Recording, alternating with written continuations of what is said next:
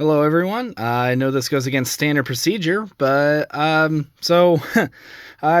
just uploaded a video today. Wanted to upload another one. This one is on something a little different for the channel. It's not an M14, and it's not me firing rubber grenades at family members. This is the newest gun I've gotten. I've had this for a couple months now, but it's a pretty new addition to my collection, even though it's definitely the oldest design. So this is a Taylor and Company 1875 Remington. And I'm going to let people try to guess the caliber because I guarantee it's not the one you would expect. So it's not 45 Colt. It's not even 357 Magnum. This is a 9mm. Just standard, 9mm Luger. So see if I can show it. Yep, there you go. So this is based on the Remington 1875 single-action revolver, which was a little backstory. It was a competitor to the Colt single-action army. Remington already had a pretty successful revolver in the cap and ball revolvers they had. They were the first to actually incorporate this top strap that's now ubiquitous with just about every revolver that isn't a reproduction of an old Colt. But they kind of fell behind. Colt beat them to the market with the 1873. They kind of limped out with this. And not that they limped out. This is a nice pistol. It just didn't measure up. It didn't have the appeal. The sail bottom on this one is kind of polarizing. Some people love it. Some people hate it. Obviously, I like it enough to buy it. This is made by Taylor and Company, which it's Uberti.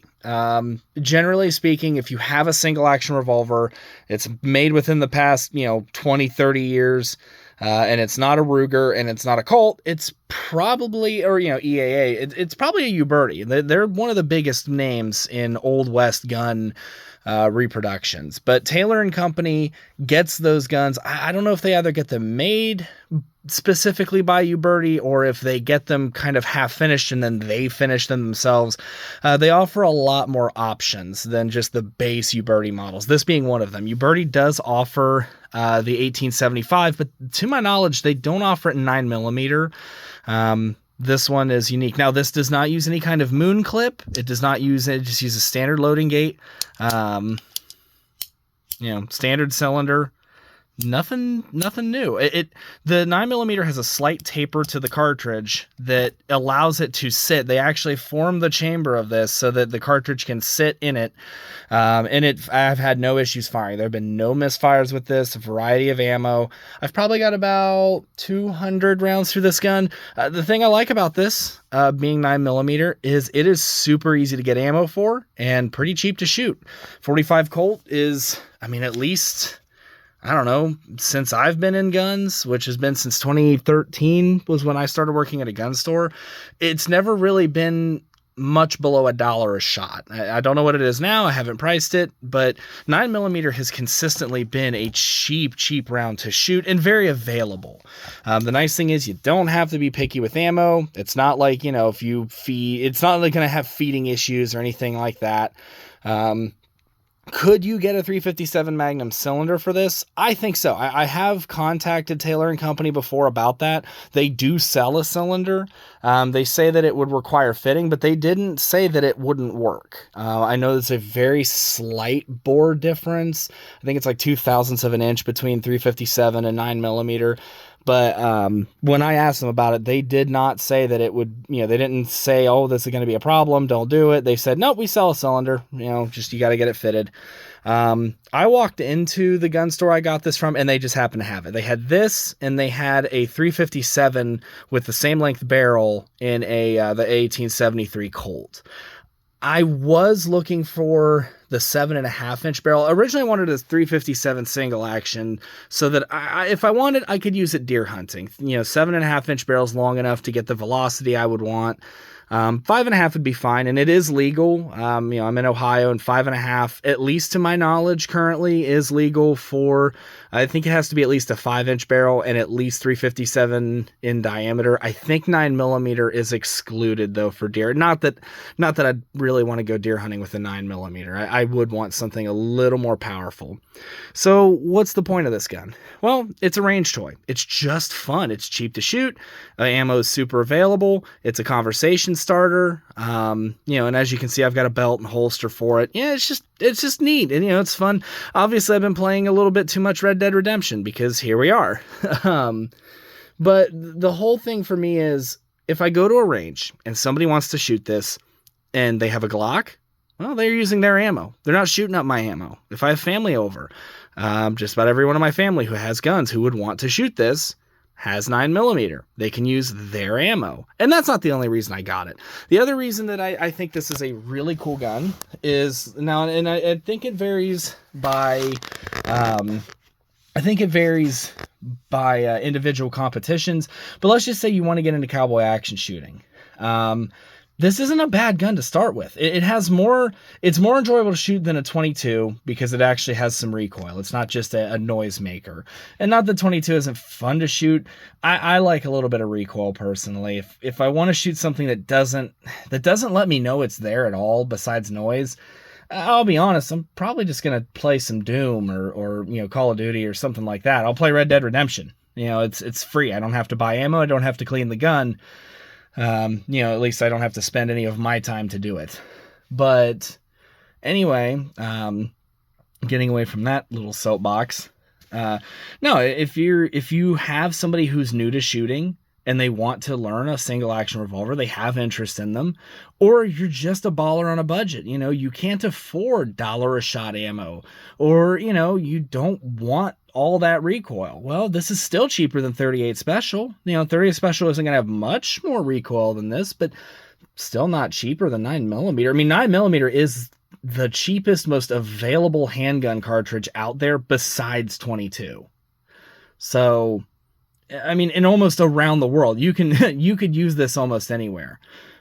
Before I get into it, as far as looking at the gun, I know there's going to be somebody, would you use it defensively? No. You could. Hollow point ammo is available. You could use it for a lot of different things. I wouldn't. I think it's a stupid idea. This thing's bigger and just as heavy pretty much, at least in feel as a 1911, with way less usefulness. And that's saying a lot because a full-size 1911 isn't necessarily, in the modern day, is not the most practical carry option. I'm not going to get into that debate. I know there's going to be people in the comments talking about back-to-back World War champs, but no, I mean, this is a single action. It's not a practical defensive gun. At least it hasn't been for, 120? Yeah, about 123 years. So, at least at the time of posting this video, if you watch this 5 years from now, add 5 years to that. Basically, 1900 was the last time single actions were really viable for, for a lot of that. The moment your modern semi-autos were invented, this kind of went away. But as far as a range toy, it's a lot of fun. Like I said, I got 200 rounds through it. It does take some time to hone in. When I first got it, wasn't very accurate. It wasn't sighted, the sight, it doesn't have adjustable sights, but it really wasn't hitting where it should have. But with a lot of these guns, once you get about 100, 150 rounds through them, they really do start to tighten up. And this one, for practical handgun ranges, perfectly accurate, shoots where I point it, and the feel of the gun is really good. It's got a solid, when you cock the hammer, it's got good detents. It's got a fantastic trigger. I've already cleared it for safety. It's got a fantastic trigger. That's one nice thing about single actions is there is there's nothing interfering with that trigger drop. The bluing, now ignore any, holster wear or little scratches or whatever. I've been playing around with it. The bluing's really nice. It's a solid color. It's a good deep bluing. It's uniform. The grips are another thing. So this side, you've already been staring at the other side. This side, nothing to write home about. Decent good walnut. I think it looks good. Pretty uniform. But man, this other side, I don't know if this is just something that happens often. I wish both sides looked like this, but man, look at the detail in that. Like, that is some really nice wood grain. That is well structured. The fit is really good. Now, it's not hand fit. It's got some ridges, you can actually see there. It's not a perfect fit, but it was also, this gun was also under like $600. It was under $600 out the door. So, and this is in 2023, everything's more expensive. So, for a gun of this much fun and in a time where everything is as expensive as it is, this is a nice, pretty budget-friendly option for something that's just fun to shoot. If you're tired of shooting 22, I recommend it. Taylor & Company has a lot of cool options, but this one I just happened to walk into the store and it worked out. It's been a lot of fun. If I get a 357 cylinder, I'll post an update, accuracy. Likely if I get a 357 cylinder, it might accompany me deer hunting, but it won't be this season. It won't be this year. I won't have the money for that in time. And something I should say, and I should have said it in my last video, I'm not sponsored in any way. I'm not paid by uBirdie. I have 22 subscribers, which honestly at this point surprises the hell out of me.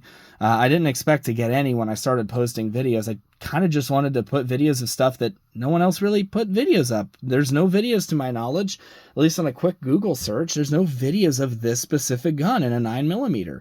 If there are, they're new to me. When I looked up some when I got it, but there were just none that really focused on it. Most of them focused on the 1875 or on 9mm revolvers. I know Ruger has done stuff with 9mm revolvers. Smith & Wesson, I think, has a double action, more modern take on a 9mm. More or less, I think it's a Jerry Micklick edition at that, or at least it was. It's been a while. I'm kind of dating myself, but I haven't sold guns, for a living since 2019. So I've been out of it for a minute. I took a break from guns for a minute. When you make it your living, it stops being a hobby, and I just got burnt out. But I'm kind of back into it. This is the first new gun I've gotten since then, and it's been a real home run. This holster, it came from Amazon. Nothing special, but it fits the gun good. Throw it in there. It's got a hammer loop, brown leather. Typical, just old school. Fits well enough, holds the gun secure. The belt is just a handmade belt that I got at a local. It's like a craft show event. Basically it was like a flea market in the woods near where I live, and there's somebody that does leather work in there. I wanted to support somebody somewhat local, and so I got a gun belt from them. Just something simple, basic. I'm not looking to go full Clint Eastwood, but yeah, just wanted to do a quick video on this. I don't have groupings. I'm not really going to. I mostly shoot steel and reactive targets, but and getting shooting videos is difficult because I'm filming on a phone and I don't have a tripod or anything like that. Again, this is an amateur setup. I'm really just sharing experiences with this. Maybe eventually if this gets bigger, I'll do more with it, but I'm not counting on that. I'm just trying to, give some helpful information to people who might be looking at it. But uBirdie in general, from what I've seen in my experience, they make great guns. Taylor & Company is new to me. The store, we never carried them at the store I worked at, so I didn't have much experience. I know they make a lot of really cool models. They can get expensive, but they're really cool. This one in particular is quite a conversation piece, and I recommend it. If you want, honestly, the most hipster gun you can own, this is probably it. It's old school tech with a modern caliber. It's a reproduction of I shouldn't say reproduction. It's a reproduction of a design that was less popular. It wasn't the primary design, so it's already kind of going against the grain. It's new, so it's not original, and it's not even made by the original company. So that irritates, purists, and it's not a Colt. It's not even a Colt design, so that irritates a lot of people. And it's especially the big thing, it is a 9mm, which is like the anti-45 Colt.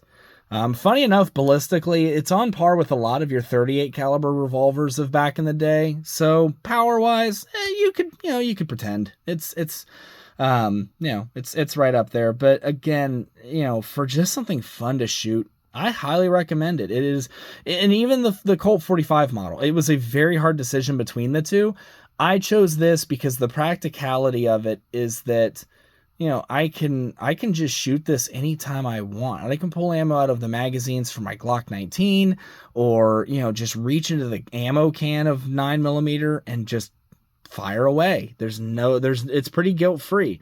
Maintenance on it is just typical of any revolver. You just remove the cylinder and, and clean it like anything. Run a bore snake through it. There's nothing to oil really, just, oil the finish every now and then just so it doesn't rust. Keep it pretty cool and dry. I'm fortunate I live in a climate that doesn't corrode stuff heavily. It's pretty temperature controlled, and I live in a temperate climate that isn't near the ocean or anything like that. So, pretty dry most of the time.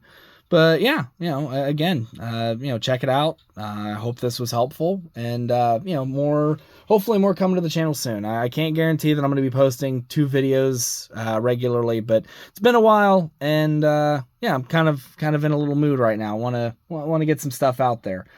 Been checking out the comments. I didn't realize most of my videos. I didn't realize some of them had comments under them, especially I know there was the M14 stock reinforcement series.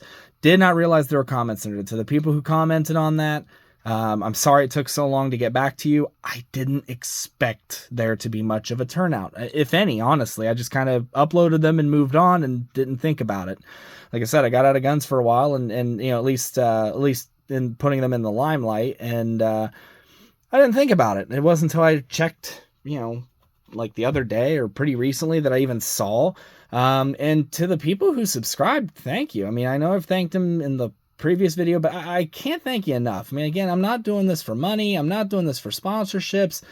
I'm just hoping I can help some people find cool stuff, and and just kind of share the experience. But I appreciate it. You don't have to do that, and but I greatly appreciate that you did. And for those of you who subscribed and stuck around, and even became, or might become somewhat of a follower, double thank you. I mean, it's really cool to see that happen. I don't know. Like I said, I didn't expect it, but I'm gonna quit rambling about that. But thanks for checking this out. Just a quick one. But yeah, have a good evening, and if you get one of these, enjoy it. They're fun. Even if you get one in 45 Colt, 357, whatever. It's a great handgun, and I got nothing but good things to say about it. And as far as the customer service on that, the cylinder, when I asked about it, they're pretty good about getting back to me. They didn't, I can't remember how long I waited, but I know it wasn't very long. I emailed them and they got back to me. And friendly service. Again, when it comes to a lot of these companies, they want to do business with you. So, this is a good one, I think, to give some business to. For me, Uberti and Taylor are doing work that is very important to the gun community. Love them or hate them. Even if you love the old collectible ones, it is important to have shootable examples around, that you don't have to worry about the metallurgy. You don't have to worry about wearing them out any more than they are. You don't have to worry about ruining a pristine collector's model. In the same way that I support Palmetto State Armory for really making, shooting modern rifles and AKs and, ARs, obviously, the way I respect them for making it a common occurrence and making it as prevalent as it is. Uberti to me is doing pretty important work to put some of the classic stuff out there and make it so that your only experience with this isn't just Red Dead Redemption or going to a museum or Forgotten Weapons or anything like that. You actually get to go out and handle it. This is a new production gun. So, it's just wanted to share it. Thanks for watching, and I'll see you in the next one.